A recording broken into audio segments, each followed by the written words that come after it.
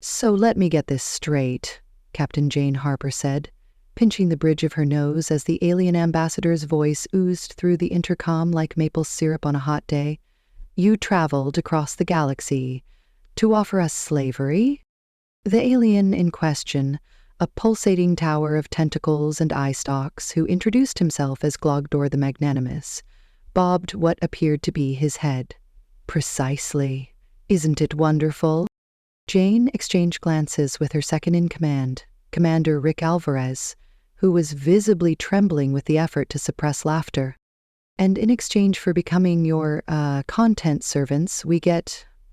what, exactly? Eternal peace, Glogdor chirped, wiggling all 22 of his appendages in what might have been enthusiasm.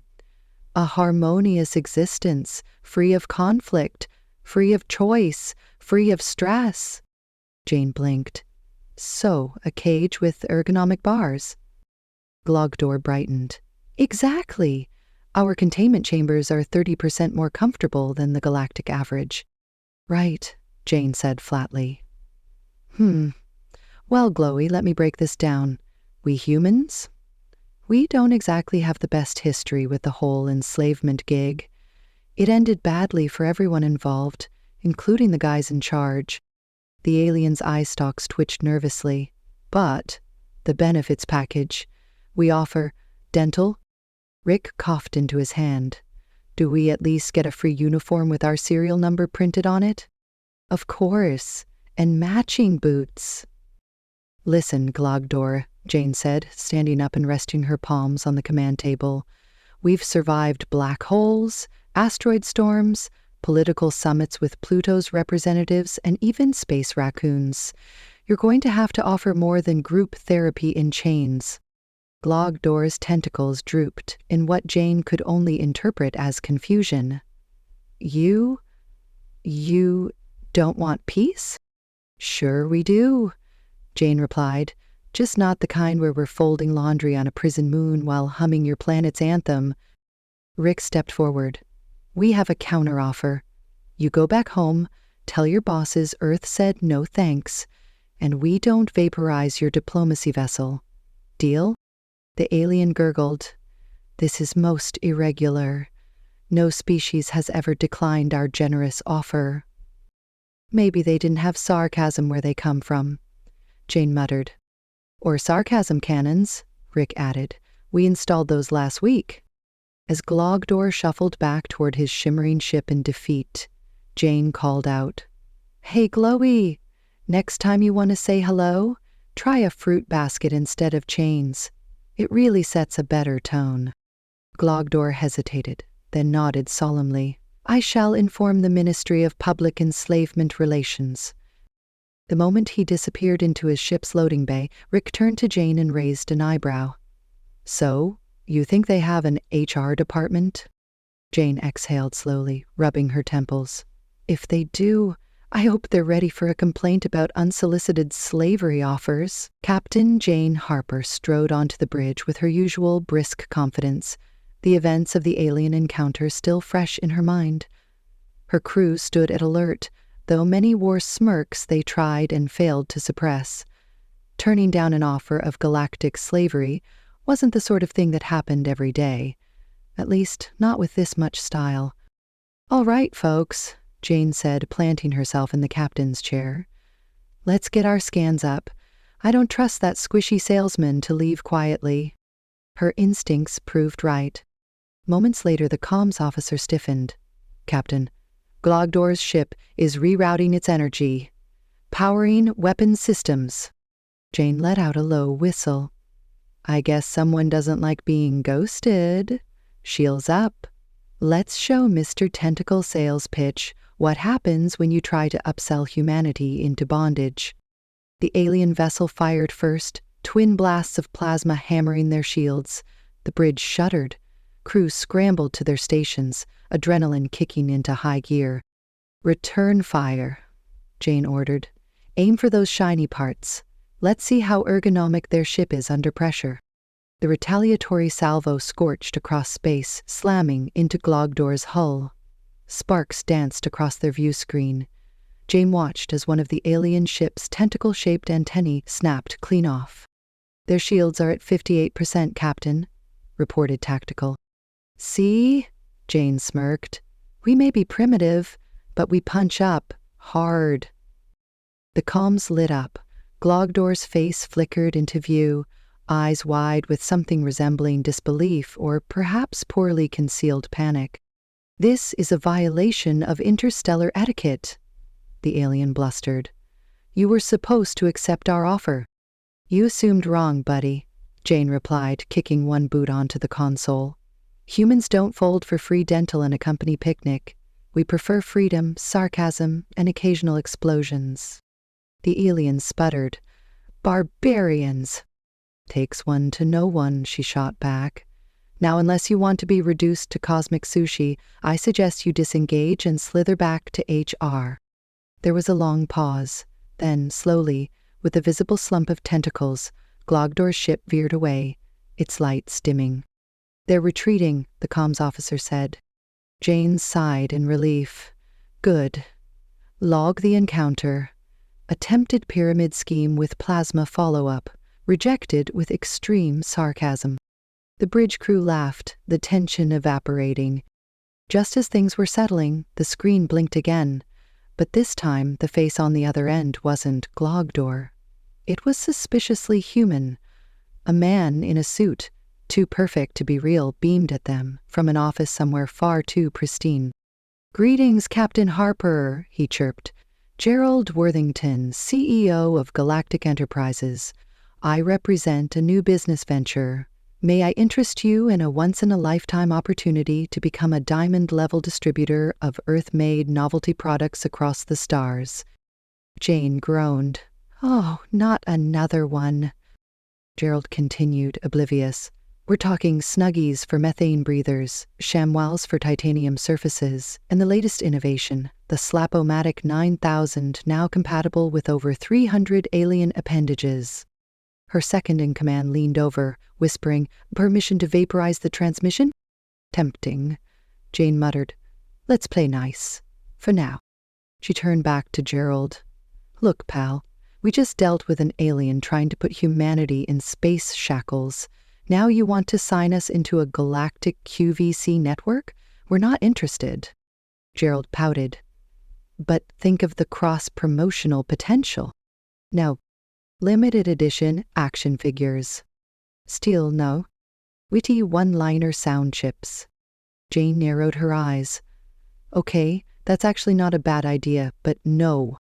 The comms were cut. Jane exhaled and turned to her crew. "All right, new policy. Any transmission that includes the phrase limited time offer gets dumped straight into the solar flare." Laughter again. Then the quiet whine of the sensors picked up. "Captain," Tactical said, eyes widening. "Another ship approaching. Big one, like planetary big." Jane cracked her knuckles and stood. "Great. What now, an interstellar timeshare pitch?" Her second-in-command smirked. "Might want to brace yourself, Captain. Something tells me this show's just getting started." Captain Jane Harper paced the bridge of the Resolute Horizon, sipping lukewarm coffee as she reviewed the latest logs.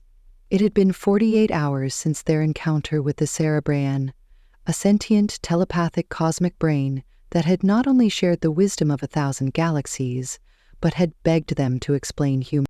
She still wasn't sure which part had been more surreal. "Captain," her communications officer called out, a note of caution in his voice. "We're receiving another transmission from the Cerebrain. They want to continue their humor study module."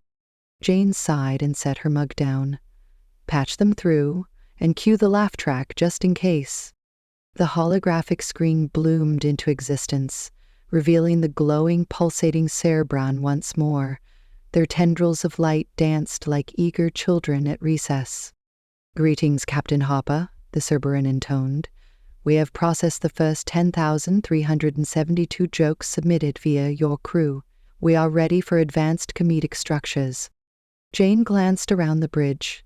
Her crew had become accidental intergalactic jesters, feeding every meme, sitcom, and stand-up routine from Earth into the Cerebrand's insatiable database. Now it was time to up the ante. Advanced, Jane repeated. Okay, let's try satire. I'll start with politics. 30 minutes later, Jane was hoarse from explaining late-night monologues and why politicians were such rich targets for comedy. The cerebran appeared intrigued, though several tendrils drooped halfway through her impersonation of a past Earth president. We find the juxtaposition of authority figures with exaggerated incompetence, both enlightening and horrifying, the cerebra said finally. Yep, Jane muttered. That's democracy for you. Suddenly, the ship shuddered. The helmsman called out, "Captain, a small vessel is approaching. No weapons detected, but it's broadcasting an audio loop." "Let's hear it," Jane ordered. A blaring rendition of the chicken dance filled the bridge. Jane blinked. Are they invading us with a wedding playlist? The incoming ship, a disco ball-shaped cruiser, docked with comic precision. Its airlock hissed open, revealing a dozen aliens wearing glittery suits and oversized sunglasses. "Captain Harper," boomed their leader, a four-armed creature with a perpetual smile. "We're here for the Galactic Comedy Exchange." Jane pinched the bridge of her nose. "Of course you are." The Galactic Comedy Exchange, it turned out, was a program sponsored by the Cerebran to spread humor across the universe.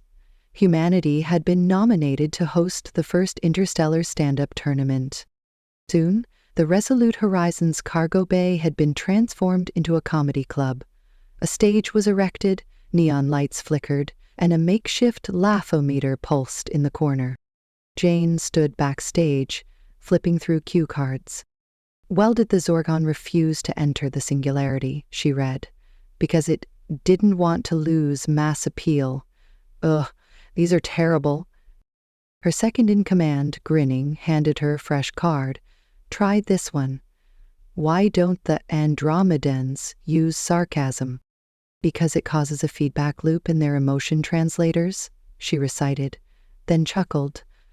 "Okay, that's not bad." The night began.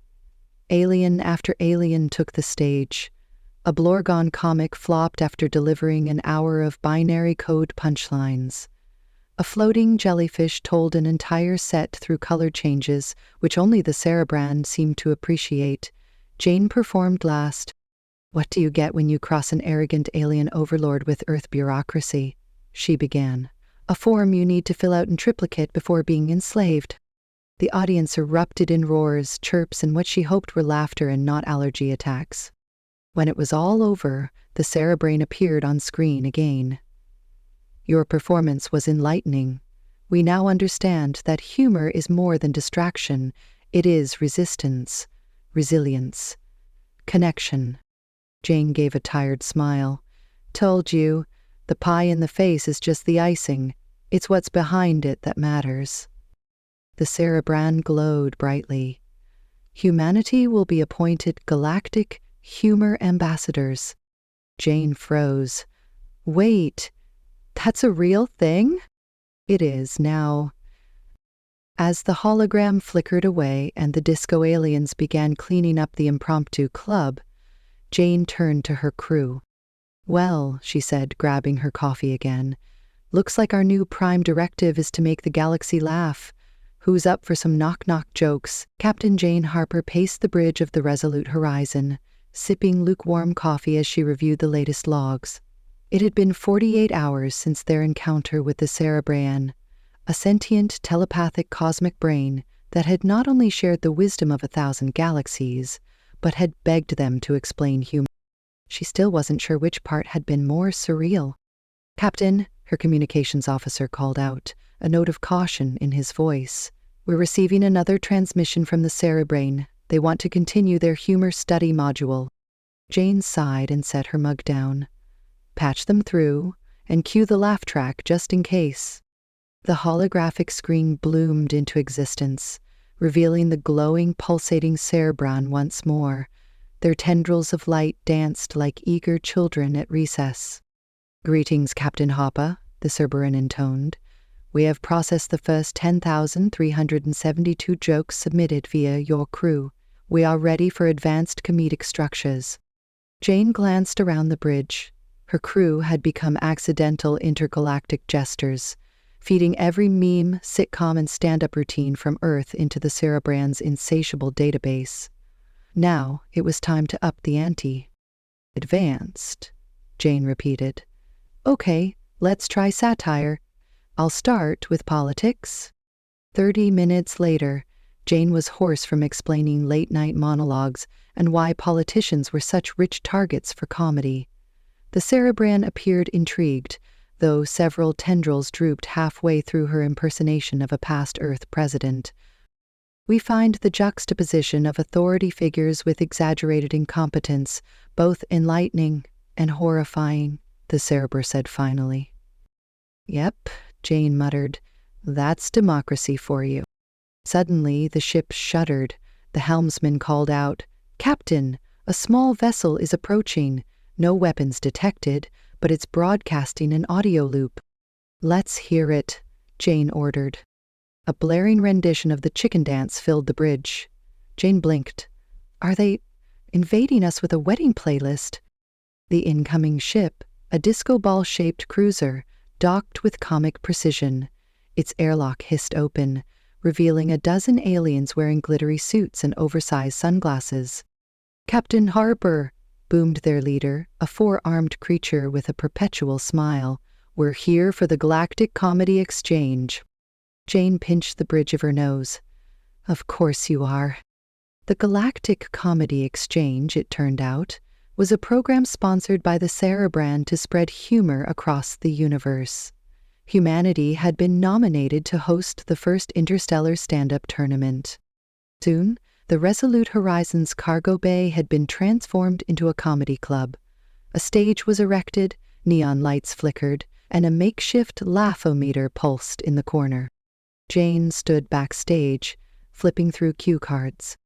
"Well, did the Zorgon refuse to enter the singularity?" she read. "Because it didn't want to lose mass appeal. Ugh, these are terrible." Her second-in-command, grinning, handed her a fresh card. "Try this one. Why don't the Andromedans use sarcasm?" "Because it causes a feedback loop in their emotion translators," she recited, then chuckled. "Okay, that's not bad." The night began. Alien after alien took the stage. A Blorgon comic flopped after delivering an hour of binary code punchlines. A floating jellyfish told an entire set through color changes, which only the Cerebrand seemed to appreciate. Jane performed last. "What do you get when you cross an arrogant alien overlord with Earth bureaucracy?" she began. "A form you need to fill out in triplicate before being enslaved." The audience erupted in roars, chirps, and what she hoped were laughter and not allergy attacks. When it was all over, the Cerebrain appeared on screen again. "Your performance was enlightening. We now understand that humor is more than distraction. It is resistance, resilience, connection." Jane gave a tired smile.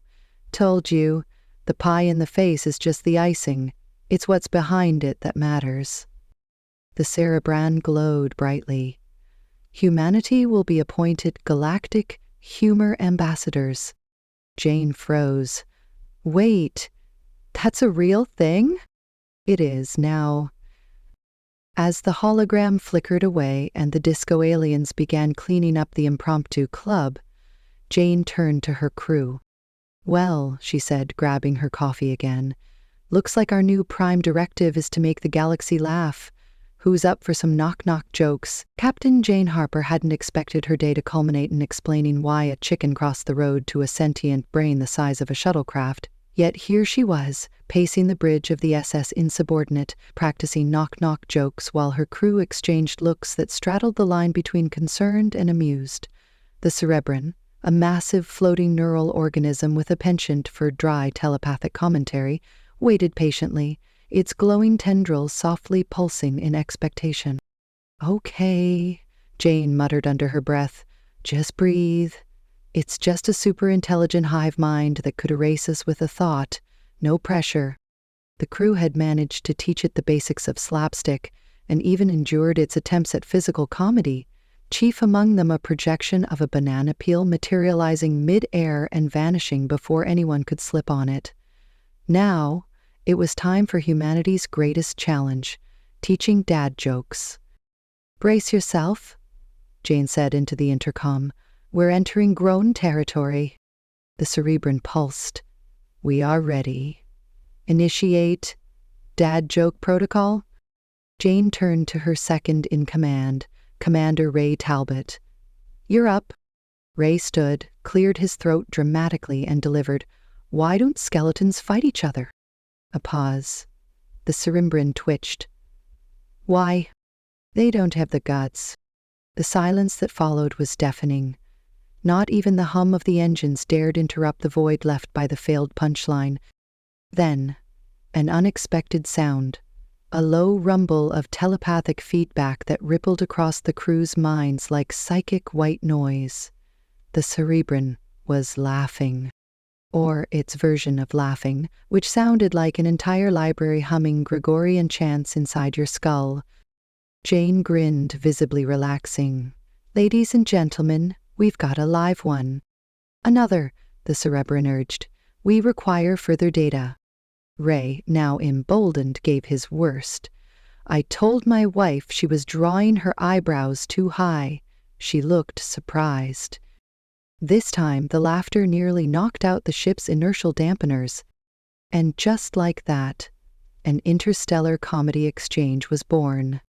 Soon, messages from other ships in the galactic network started pouring in. Apparently, the Cerebran's real-time comedy feed had gone viral.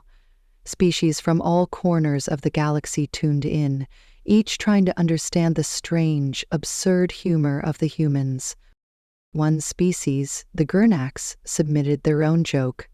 Two quantum particles walk into a bar.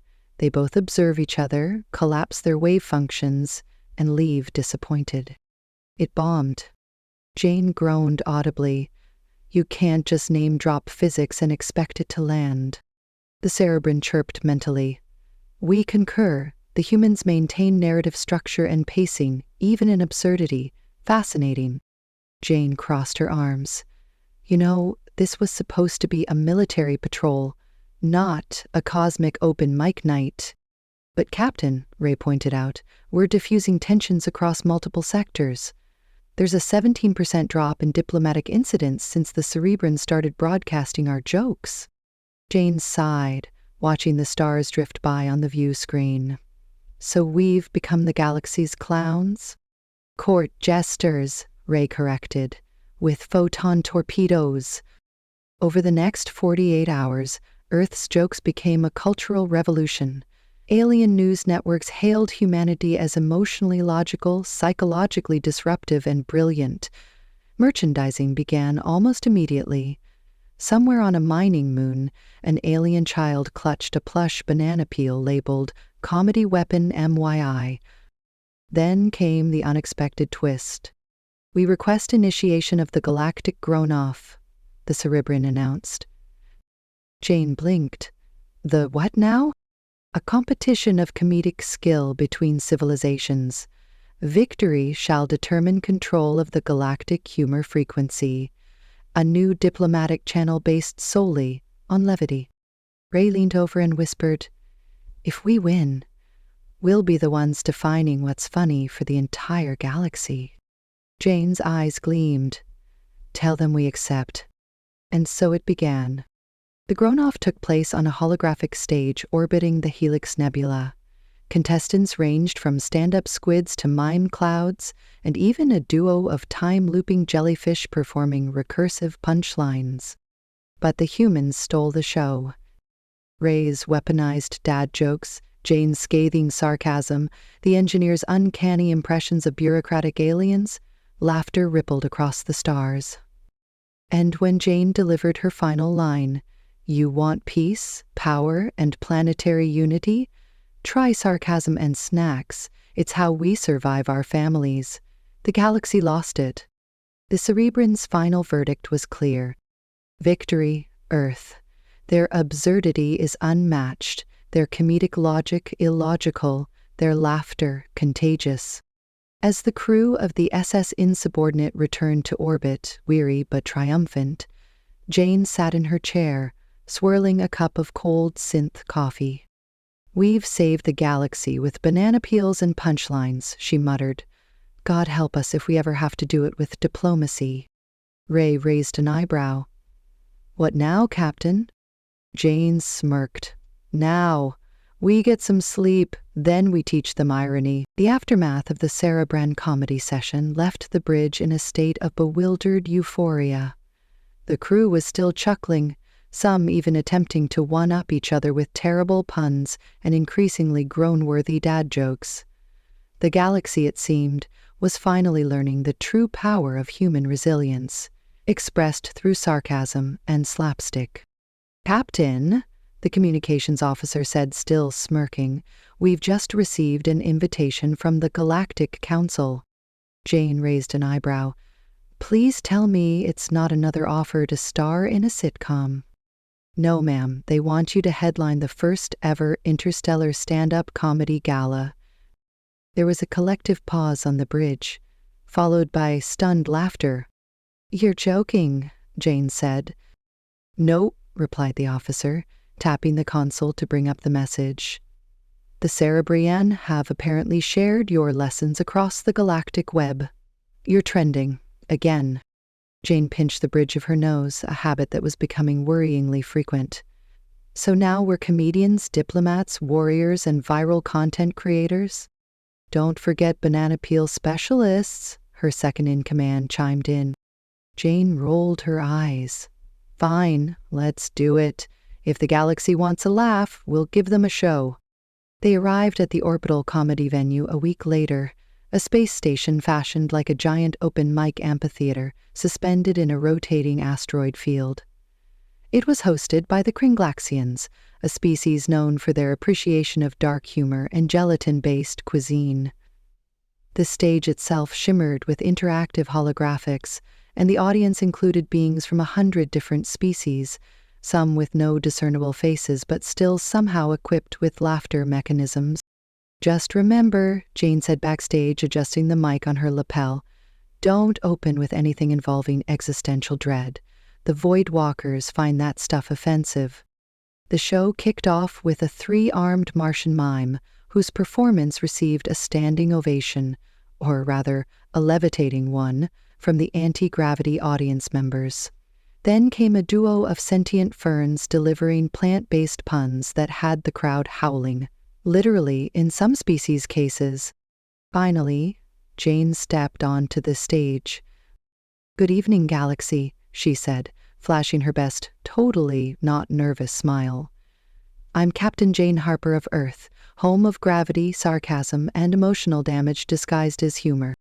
The translator lagged slightly as it struggled to convert her sarcasm into a language the Blorpians wouldn't find legally offensive, but the audience still reacted with chuckles, or at least appreciative gurgles. "Let's talk about first contact. We were so excited, so prepared. We had cultural exchange protocols, ambassador uniforms, even a backup plan involving chocolate. And then what happens? Space Squid shows up and offers us ergonomic whips and dental plans." She paused for effect. "I mean, was it just me, or did that sound suspiciously like the world's worst summer internship?" Laughter erupted.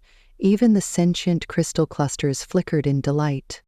Jane went on for half an hour, weaving tales of bureaucratic nonsense, overzealous alien salesmen, and humanity's unique ability to be both brilliant and profoundly stupid in the same sentence.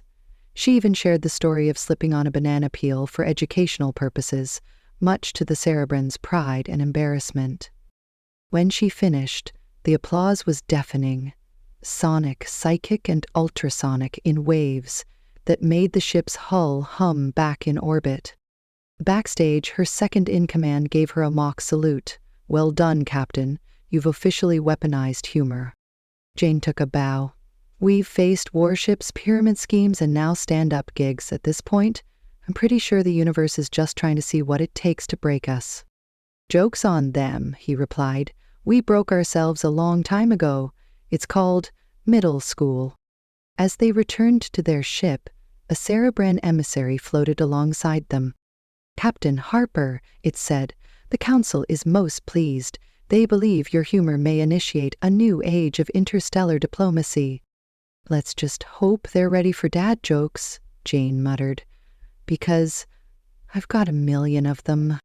And so, with the fate of galactic unity now partially dependent on the comedic stylings of Earth's sassiest captain, Jane Harper once again found herself leading the charge, not with weapons or negotiations, but with punchlines, pratfalls, and a painfully refined sense of irony. The Earthship Defiant Spark drifted near a star nursery, its hull basking in the glow of newborn stars, while inside, chaos had settled into what the crew referred to as Tuesday Normal. Captain Jane Harper stood before a roomful of new recruits, a digital display of galactic memes rotating behind her. She pointed at one particularly egregious image, a poorly photoshopped glog door with the words, "When you offer eternal peace but forget Earth has Wi-Fi." "Now," Jane began, hands on hips, "what can we learn from this?" A young cadet raised her hand. "That aliens don't understand sarcasm." "Correct," Jane nodded.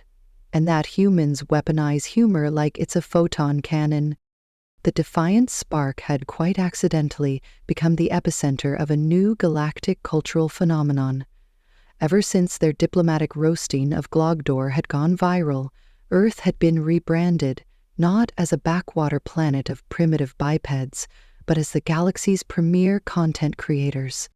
Humanity, once viewed with suspicion, was now adored, feared, and aggressively followed across interstellar social feeds. The UN had even commissioned an Earth humor department.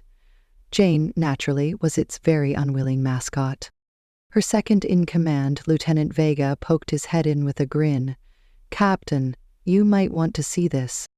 Jane sighed. "Please tell me it's not another alien delegation asking for a comedy workshop." "Nope," Vega said, handing over a datapad. "It's worse. They want you to headline the first intergalactic meme symposium." Jane blinked. "That's not a real thing." Vega raised an eyebrow. "It is now. The Cerebrans are hosting. They've even built an amphitheater in non-Euclidean space just for it. It folds into itself so every attendee gets a front row seat." Jane groaned. "Tell me they didn't name it." "The first annual Lulstar Summit," he grinned. "And yes, they used Comic Sans." Jane rubbed her temples. "I miss the days when aliens just wanted to enslave us." At that moment, the ship's intercom buzzed.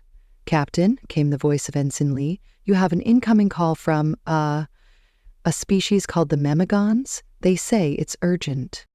Jane marched to the bridge, expecting more nonsense. The view screen activated to reveal an alien with a glowing cube for a head and a looping gif of a cat doing backflips reflected on its polished surface. "Human," Jane, it intoned in a synthesized voice, "we require an emergency consult. A war nearly erupted on our planet over a misinterpreted meme." Jane blinked. "What kind of meme?"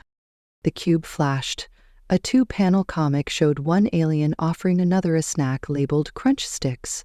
The second panel had the other alien yelling, "Unclean." "We don't understand," the Mimegon pleaded. "Was it satire? Was it literal? Is Crunch Stick a metaphor for betrayal? Please, we are lost." Jane took a deep breath. "Send me the meme archive. We'll decode the humor and build a peace treaty around punchlines." The Memegon bowed. "You are truly the mem keeper." Back on Earth, the internet was in a frenzy. Alien influencers were challenging each other to Earth meme duels, while human teenagers claimed galactic fame for making alien reaction videos.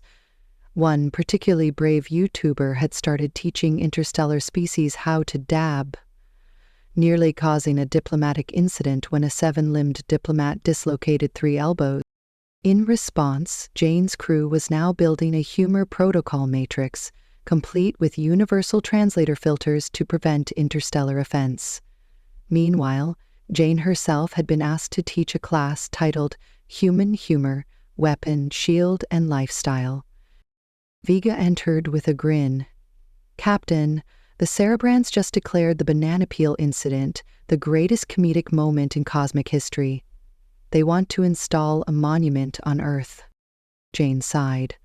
Fine, but only if I get to approve the statue design. I'm not being immortalized mid-faceplant. Too late, Vega chuckled. There's already fan art. And so, Captain Jane Harper, unwilling ambassador of Earth's accidental comedic empire, found herself preparing for the most absurd mission yet, representing humanity at the Lowell Star Summit, in a galaxy where laughter now meant survival. Get the slides ready, she ordered.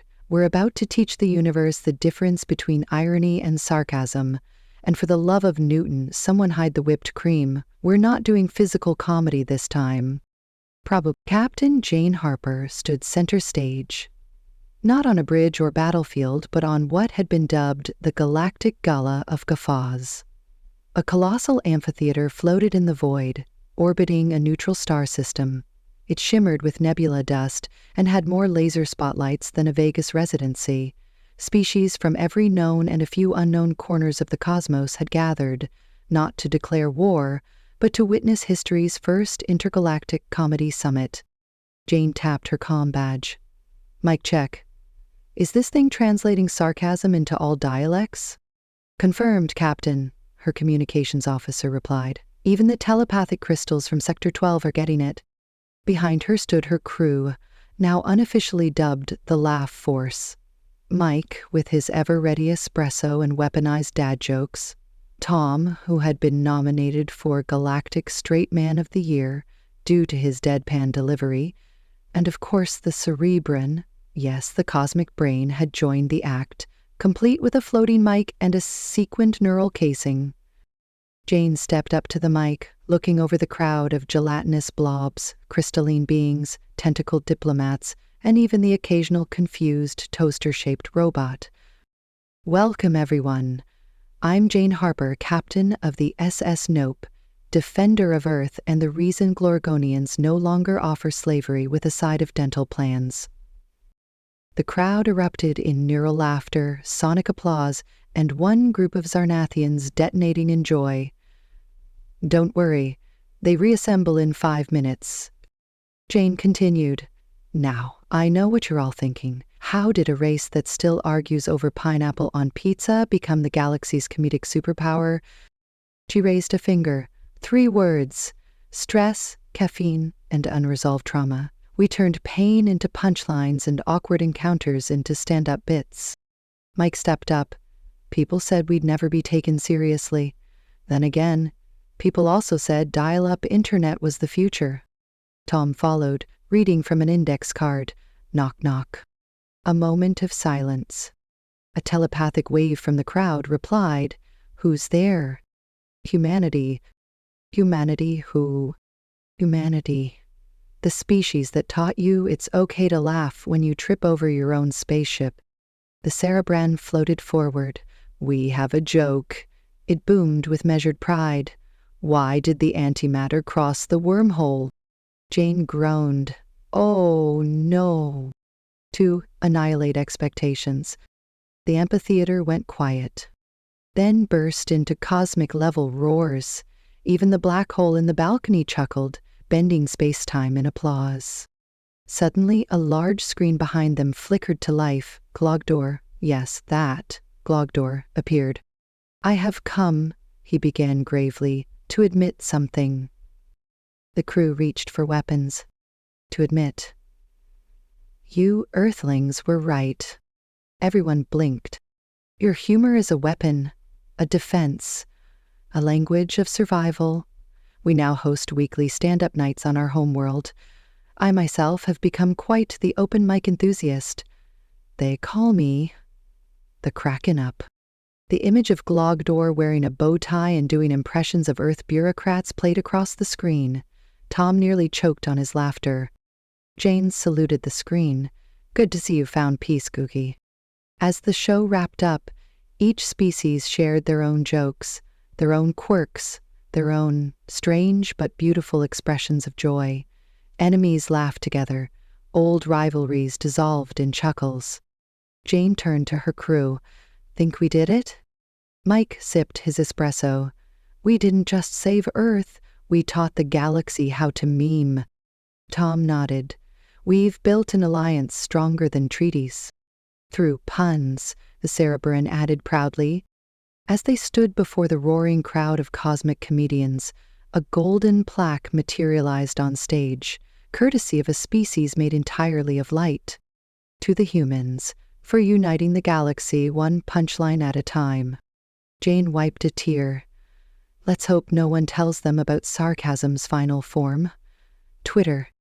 They left the stage to thunderous applause, teleporting back to their ship. "Set course for Earth," Jane said, "and someone stock the snack bar. We've got a universe to keep laughing." Mike leaned back in his chair. "You know what this means, right?" Tom grinned. "Sequel." The galaxy was laughing, literally. What started as a bizarre diplomatic encounter turned stand-up routine had become a galactic sensation.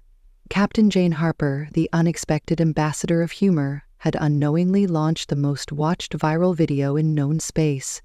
The moment she told a tentacled slaver to bring a fruit basket next time instead of chains, the scene was clipped, translated into 347 alien dialects, and broadcast across every galactic social network. The caption, "Earth's ambassador, punchlines, not photon torpedoes." On board Earth's flagship Resolute, the crew was still adjusting to their new reality. Jane stared at the stream of fan messages being relayed by their comms officer. Some were supportive, others were confused. "Captain," said her second-in-command, trying and failing to hide his amusement, "you're being asked to headline the Intergalactic Peace and Puns Symposium. Apparently, the Cerebrans want you to teach a master class." "I taught an omniscient brain how to understand knock-knock jokes," Jane muttered. "Why does this feel like a prank from the universe itself?" Even as she said it, the holographic display flickered, revealing a new incoming transmission, this time from a species of sentient mineral formations. Their crystalline spokesperson glimmered under the lights.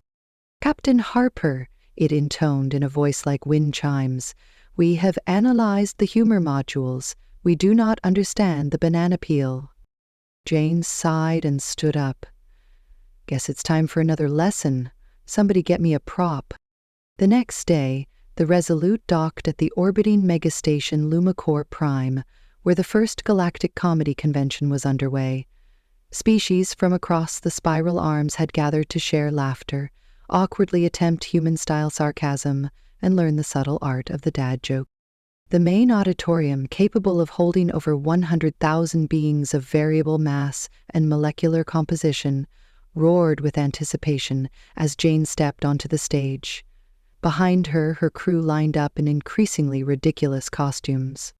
"Welcome to Comedy Con," Jane announced, arms spread dramatically. "I'm Captain Jane Harper, and if you're here to offer me eternal servitude again, I hope you at least brought pie." Laughter erupted across the auditorium. Somewhere near the back, a tentacled diplomat slunk deeper into his chair. What followed was the strangest, yet most effective form of diplomacy in galactic history. Jane performed skits reenacting Earth's worst first contact attempts.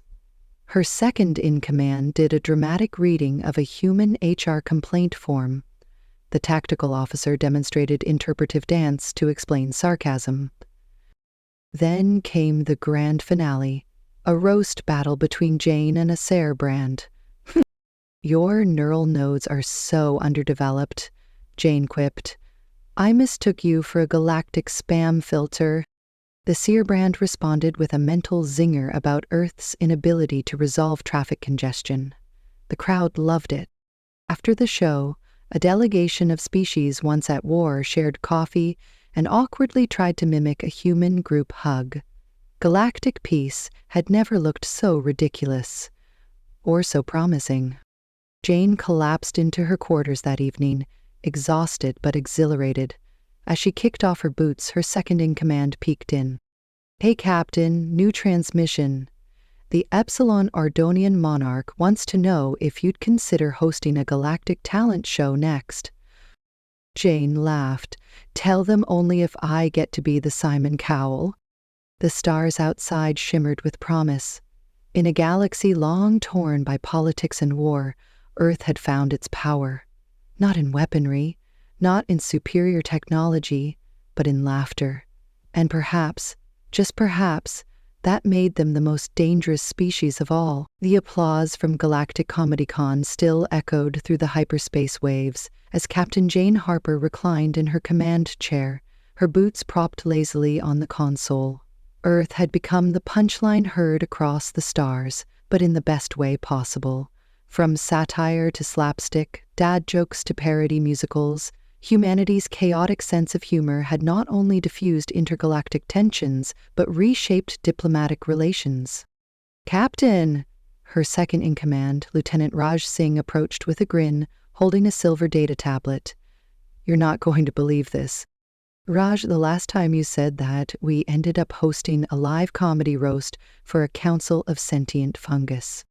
"Totally worth it," he said, flipping the screen to reveal the headline, "Galactic Council declares Earth a cultural heritage planet for cosmic comedy advancement." Jane blinked. "We're a cultural heritage site?" "Yep, with protected status, mandatory tours, and official joke licensing. We're basically the Louvre of laughter." Before Jane could reply, a soft chime rang through the ship. The screen above them flickered to life. It was the Cerebrin, the telepathic floating brain who had once demanded a lesson in knock-knock jokes and now served as a kind of cosmic comedy critic.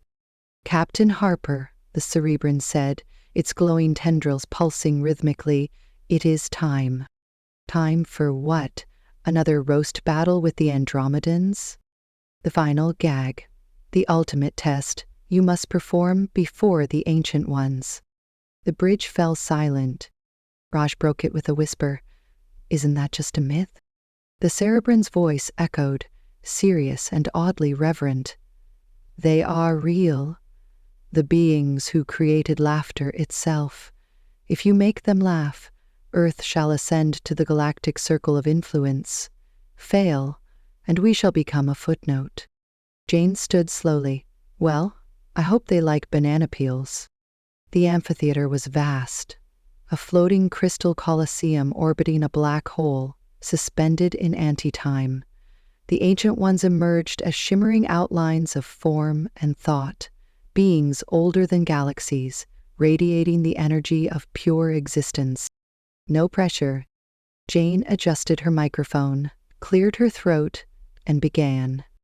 "So, a neutron star, a time traveler, and a bureaucrat walk into a bar." For the next 30 minutes she pulled out every trick in the book. Puns that bent space-time, satire that folded into recursive loops, physical comedy performed in zero gravity. At one point, she enlisted a gravity-manipulating alien to simulate a pratfall so slow it took an entire minute to complete. Nothing, not a single reaction. She was sweating now. The crew watched from the sidelines, visibly tense. "Okay," she muttered. "One last shot." She pulled out a prop, a rubber chicken. Then she reached for a banana peel, placed it just right, and began juggling while reciting Vogon poetry backwards. And then she tripped. Spectacularly. The fall echoed with comic timing across all dimensions. The rubber chicken squeaked, her hat spun like a UFO, the mic flew into the audience and hit a gelatinous ambassador who gurgled in confusion. Silence. Then, a sound. A ripple of low-frequency vibrations. Then more. A cascade of resonance that shook the amphitheater. The Ancient Ones were laughing. A great cosmic wave pulsed outward, laughter encoded in light, spreading to every corner of the universe. The Cerebrin floated in awe. "You did it, Captain. They laughed." Jane dusted herself off, eyes wide. "Well, I'll be damned." Back on Earth, celebrations erupted. Humans danced with tentacled guests in Times Square. Entire planets live-streamed replays of the final gag. Galactic Comedy Con announced a permanent headquarters in Los Angeles. Jane, Raj, and the crew returned to the ship. She slumped back into her chair, sipping coffee from a mug labeled Universe's Funniest Species. "So?" Raj asked. "What now?" Jane smiled. "Now, we write season 2.